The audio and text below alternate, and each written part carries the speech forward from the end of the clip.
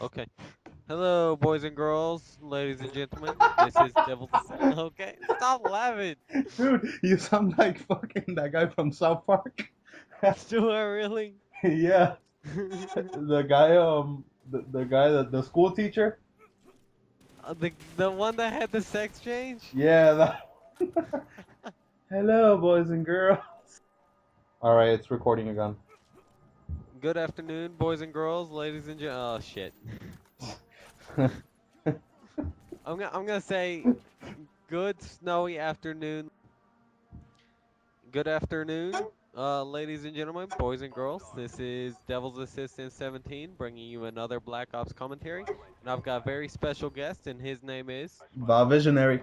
And tell us a little bit about yourself, how you like to play Demolition. So yeah, a little bit about myself. My name is George. I started doing Black Ops commentaries about maybe 3 weeks ago. Me and Devil started at the same time, and we actually met each other through Huppet Gaming. And I discussed that on my previous videos. It's a great website. You should definitely check it out. So we met each other through there, and I pretty much got a Dazzle capture card to start off with, and I recorded some of Devil's some of his first gameplays, and we've just been friends then, and we always play together. Now on Demolition, some of the tactics I like to use is to spawn trap. Now, as you can see in this gameplay here throughout the whole game, that's pretty much what Devil does, isn't it? Exactly. I do like to go for the objective and win sometimes, and then other times I like to spawn trap. And sometimes it gets me in trouble too. Like if you watched my demolition on radiation where I go 97-11, I put up an awesome score, but I get 0 plants, 0 defuses, and Yeah, we lose the game. that was just So. unfortunate. But yeah, I mean, spawn trapping is a main role in demolition and domination, any type of game like that where the spawns don't change really fast. And that is primarily because if you spawn trap them, they're obviously not going to get anywhere. Yeah, So, there's an imaginary line on every spawn trap that if you push into, they're yeah, gonna start spawning somewhere else, but in demolition, it's only a yeah, couple feet exactly. away. So, I Demolition mean, and capture the flag are the ones where the spawns do not change no matter yeah, how far. exactly. Like they'll start spawning in different places, but it'll still be in the same primary spawn. Like it won't switch to the other side of the map or anything like that. Yeah, like on domination, like if Yeah, you've got B and C and they've got A and you push into A, they're they're gonna gonna start spawn at spawning C, near B. at C. So, Yeah. yeah. So yeah, and another thing that I like to do is you're gonna want to have two people on the bomb that's the hardest, that's the easy, well, that's the hardest for them to plan on. And pretty much just in case they get past the people that are spawn trapping, you want to have people there because there's a lot of people that run ghosts and they try to be a little sneaky like Max was in the game on radiation. You remember that? He Yeah, was the Evil one that Max. cost Yeah, yeah. the game. I thought you were talking about me, but No, Evil Max, Evil Max. yeah. So yeah, would like tell me where you use tactical insertions because you usually go for the objective. Do you use tax in demolition? In demolition, usually like when we're losing if I feel that we're not doing as good as we can, I would use tactical insertions. But the main game mode that I use tactical insertions is headquarters, and that's because like they might spawn you on the other side of the map while the headquarters is there and they're spawning right next to it. So that's why I like using the tax there. In demolition, most of the time I don't use tax, but Yeah. it would be pretty smart, like what other piece of equipment can you use that is better in demolition if you're spawn trapping? I think the tactical insertion would be the The best. tactical insertion is definitely if you want a spawn trap, it just makes your rate of travel so much Yeah, faster. like if you're gonna be in summit, like how you were pretty much the whole game that you were spawn trapping them by the CDOM flag, like Yeah, on the right around there. staircase. You might want to put that tactical insertion, I don't know, like maybe right under the building, like the main building on the bottom floor, somewhere close so that if they Definitely, kill you. or behind that box where I am to the right of me. And another thing is, if you notice, like in your kill cam, that the person sees the glow of your tactical insertion in there, you definitely want to cancel that tac. you press Y, like right when you're seeing your kill cam, you press Y to cancel a respawn there because they might just be waiting for you to get a free kill. Yeah, and that's It's something great happened to about me. Black Ops because I don't think you could have done that No, you in couldn't. Modern Warfare You 2. couldn't. You couldn't do that, and that's really good, I think. So, yeah, I love to get, two kills instead of one whenever somebody's using tactical and Yeah. searching, because I'll just sit there and wait for them to respond. Well, I got That's another great thing on the defense side, or whatever you're doing. So yeah.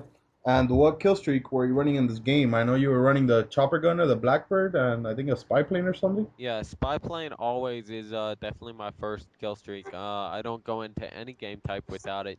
That's one way that I support my team is I've always got a spy plane up Yeah. no matter what.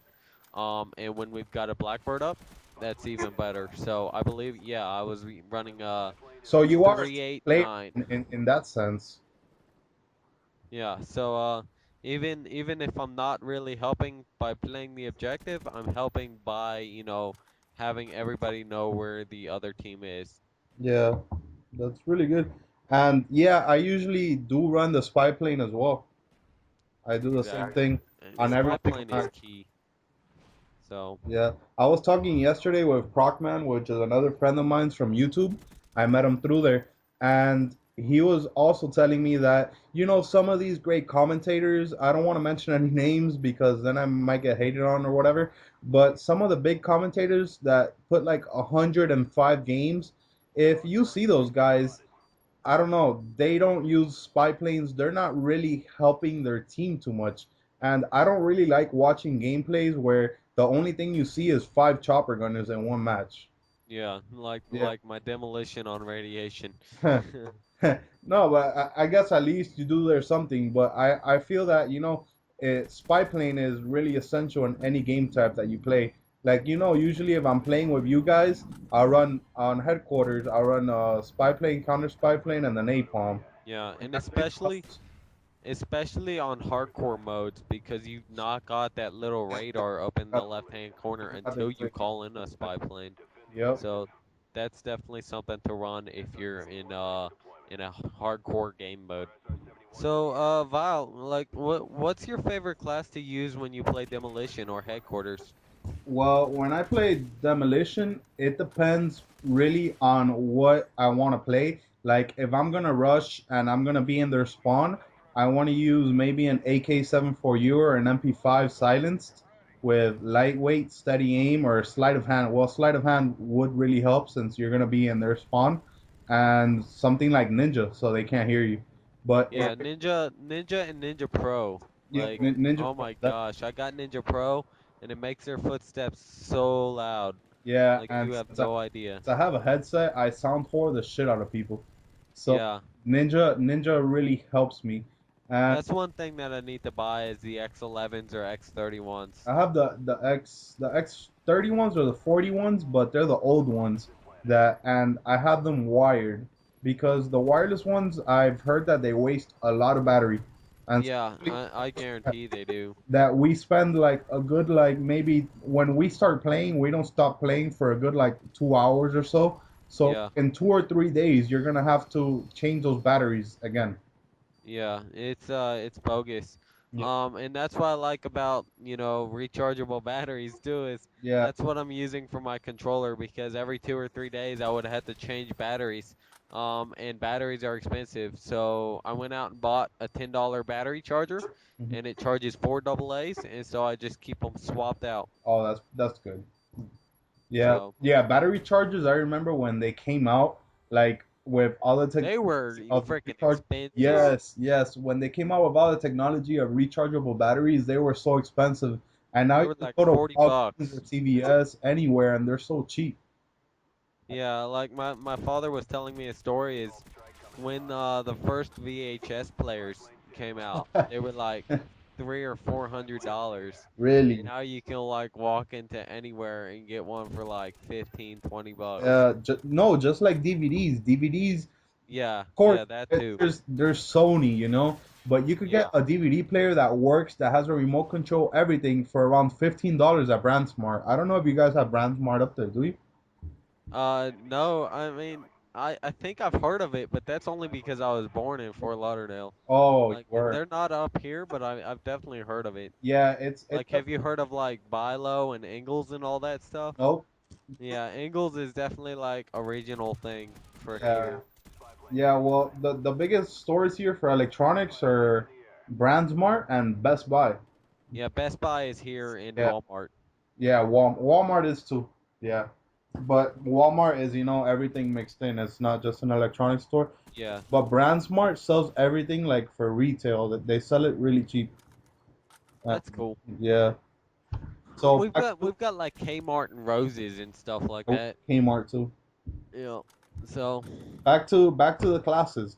So yeah. if you guys are gonna be playing on offense where you're gonna want to plant the bomb, you definitely want to use flak jacket. That's pretty much a must. And pretty much the weapon choice comes down to what you like the best. I suggest, like using a silencer in offense is pretty smart, even though you're not gonna get like the most damage out of your bullets. You don't want everybody to know that you're going to plant the bomb. You know what I mean?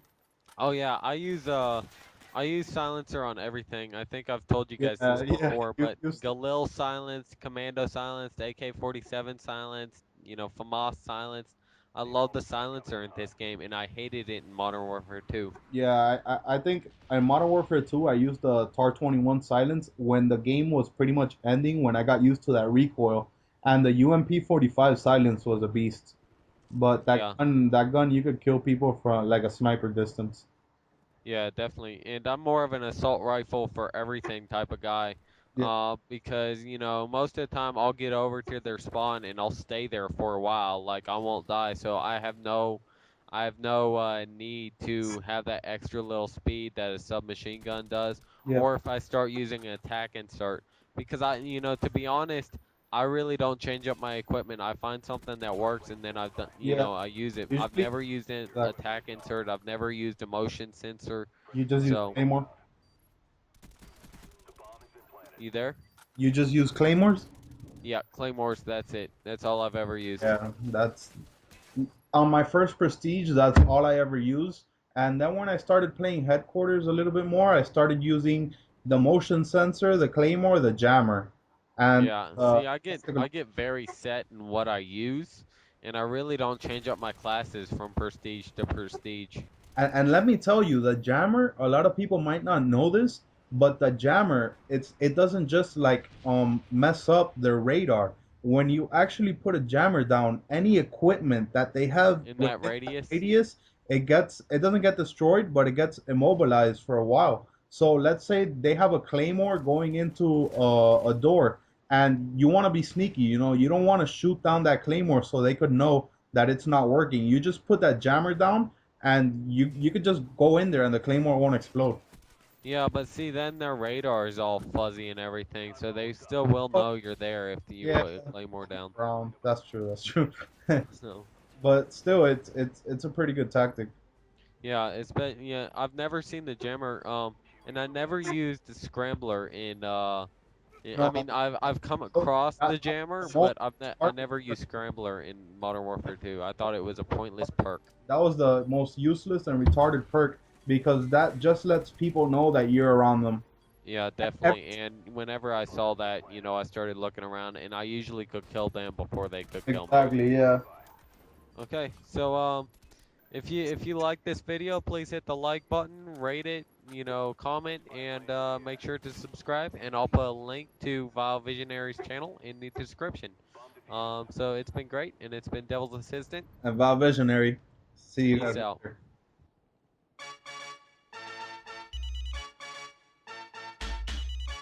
Hello, boys and girls. Hello, hello, hello, boys and girls.